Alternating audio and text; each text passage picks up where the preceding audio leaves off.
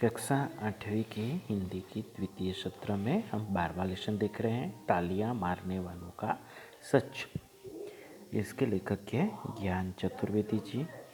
ज्ञान चतुर्वेदी जी का जन्म मऊरानीपुर नामक कस्बे में हुआ था। उन्होंने रीवा से MBBS यानी कि डॉक्टर MD की उपाधि शिक्षा प्राप्त की थी।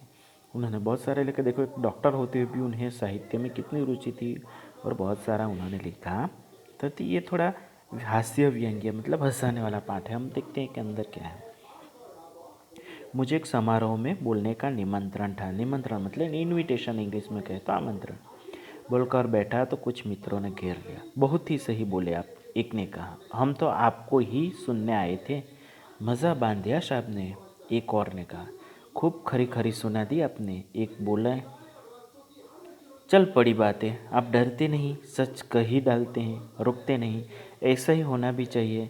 हम तो कहते हैं कि अब समय आ गया है कि लोग बेलाग बोले, साफ बातें बोले, ऐसी बातें जैसी होती है। बुद्धिजीवी श्रोतागणों का साहित्यिक समारोह। बहुत से लेखक मित्र भी, पर एक लेखक मित्र ने जो स्वयं भी बोलने वाले में थे, कहा कि यार तुम्हें यह भी कह देना था कि इतनी इनकी कविता में इतना दोहराव है कि वह शब्दों की फिजूल खर्ची लगती है।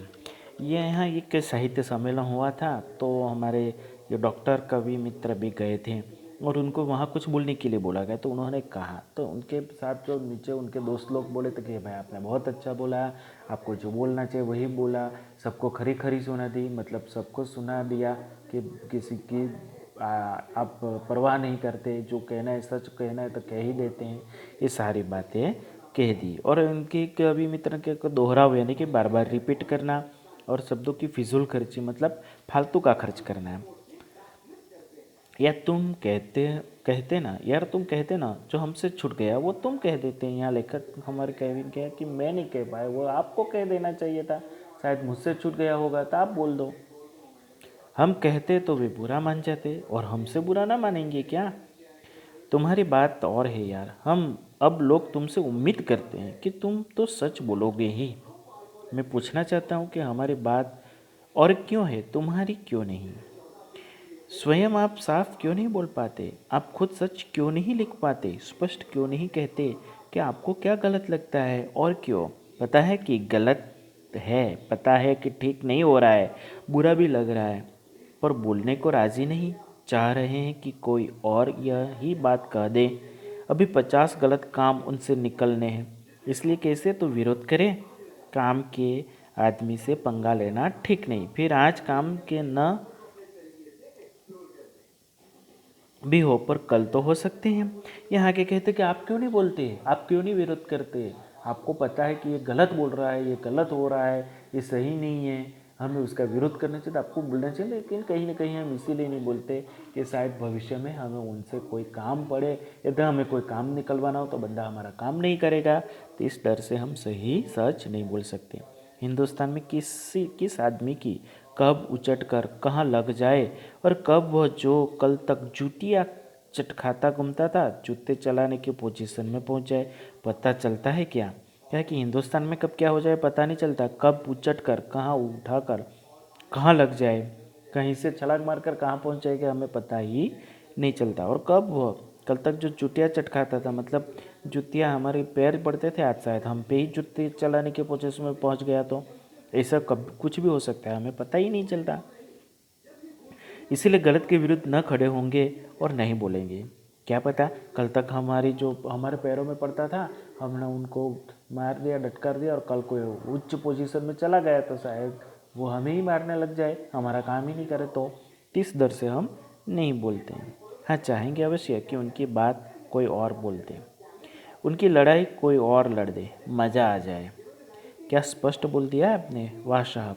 अब आपे साफ बातें साफ हो ही करनी होगी, वरना यह दुनिया जीने लायक नहीं रह जाएगी। कहने का मतलब किसी ने तो आगे आकर इसका विरोध करना ही पड़ेगा। आपको बोलना चाहिए, आप बोलो बॉस, आपके लिए आप इसके विरुद्ध लिखो, हम चुप रहेंगे पर आप बोलो। आपके बोलने में एक बात है, एक फोर्स है, बोलिए, हम सब तालियां बजा देंगे।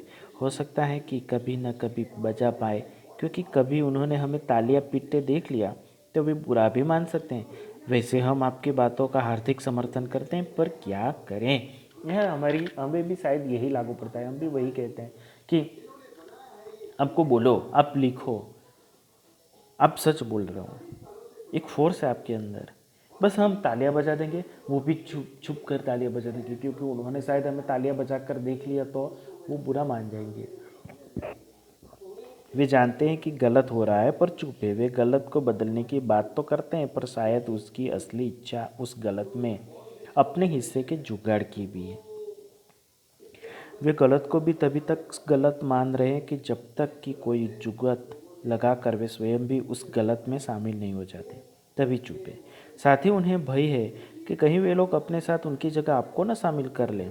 तभी वे चाहते हैं कि मैं खुलकर गलत के विरुद्ध आ जाऊं, ताकि ये संभावना ही न रहे कि जितना कंपटीशन कम हो जाए बढ़िया है।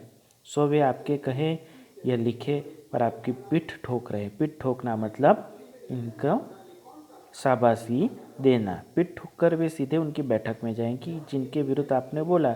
वे उन्हें विस्तार से सारा किस्सा बनाकर उनके और करीब आ जाए। भाई लोगों का क्या भरोसा, शायद अभी हमें चढ़ा रहे हैं, हम बोलते हैं ना उनको चढ़ाना, चने के पेड़ पे बैठाना, ये मुहावरा है। तो इसी तरह पर ये लोग शायद ऐसा भी कर सकते हैं कि मुझे आगे करके बलि का बकरा ना बना दे, ऐसा लेखक कहते हैं। ये तो तालियां पाड़ने वाले में किस और मुड़ जाए हमें क्या पता, शायद मेरी सारा आ जाए और सामने वाले का पक्ष बढ़ जाए तो उसकी ओर बल चढ़ जाए, मटकी की तरह होगा। क्योंकि मटके को कैसे भी रखो उसका वो नीचे का पोजीशन गोल होता है तो किसी और भी लुढ़क जाता है, तो ऐसा भी हो सकता है। वैसे पीठ ठोकने वालों में ऐसे भी बहुत से हैं जो गलत हो रहे हैं कि दिल से विरोधी है और गलत को बदलना भी चाहते हैं। लेकिन ऐसे पीठ ठोकने वाले ऐसे भी होते हैं कि जो गलत हो रहा है उसके दिल से विरोध तक करते और गलत को बदलना भी चाहते। उनकी चाह रही थी कि नहीं ये गलत है, हमें इसे बदलना चाहिए। बस ये चाहते हैं कि यह काम और कोई कर दे, वो नहीं करना चाहिए। बदलाव आना चाहिए, चेंजेस आना चाहिए, लेकिन उनका मानना है कि ये कोई और करे, वो नहीं। और कोई बोले, कोई और लिखे और कोई लड़े, कोई और ही इस दुनिया को बदल दे। कहने का मतलब वो कुछ नहीं करना चाहते, उनकी ओर से कोई और ये काम करे, कोई और बदल दे, वो कुछ नहीं करना चाहते। बदलने के बाद उन्हें सादर आमंत्रण करे कि पधारिए जनाब, दुनिया बदल चुकी है, बिछा दे जाजम कोई और ये उस पर बैठे, लेटे, लौट जाए, पाँव पसारे, कुछ भी करे इसके ऊपर। ये गलत को बदलना चाहते हैं, उनका बस चले तो वे गलत की खटिया खड़ी कर दे। खटिया खड़ी कर दे मतलब सब खेदान मैदान करना, उजाड़ देना, पूरा साफ कर देना।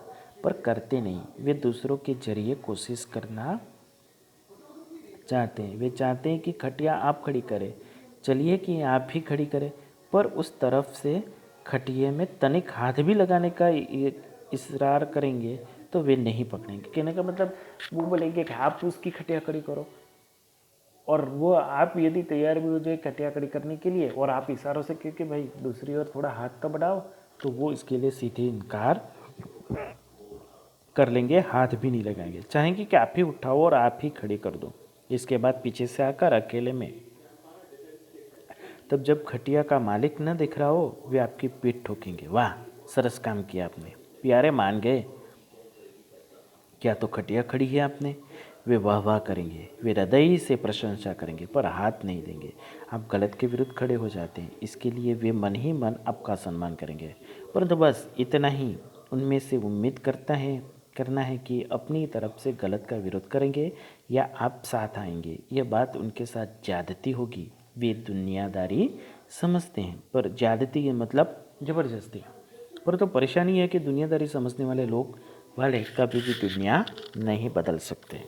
यहाँ बदलाव की बात है कि हम अपने आजू बाजू हो रहे जो भी कार्यकलाप में कुछ भी गलत हो रहा है तो हम इसका विरोध नहीं करें। हमारे आजू बाजू दो प्रकार के इंसान हमें देखने को मिलता है।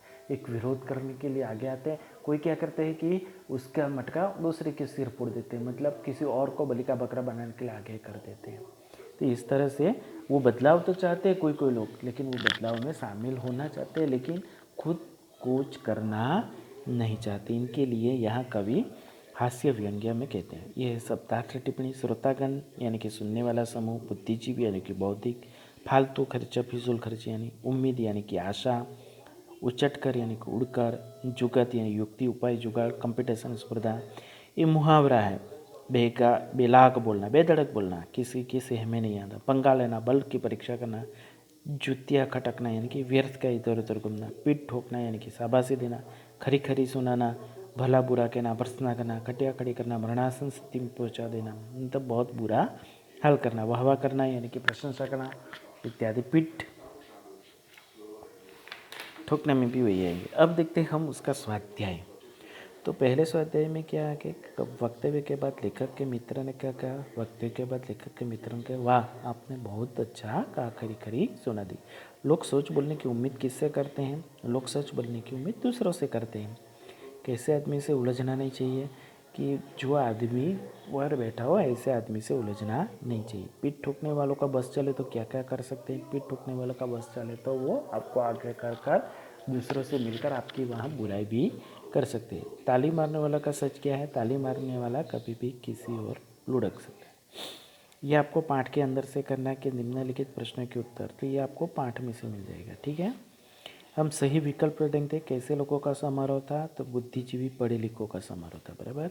गलत बात का विरोध करने के लिए लोग क्या चाहते हैं, तो उनकी लड़ाई कोई और लड़े, वो खुद लड़ना नहीं चाहते। लोग गलत को गलत कब तक मानते हैं कि जब तक कि कोई जुगत लगा कर वे स्वयं गलत में शामिल नहीं हो जाते। जुगत कहना मतलब कोई युक्ति करके। पीठ ठोकने वालों का बस चले तो वे क्या क्या कर सकते हैं, तो गलत करने वालों की खटिया खड़ी कर देता है।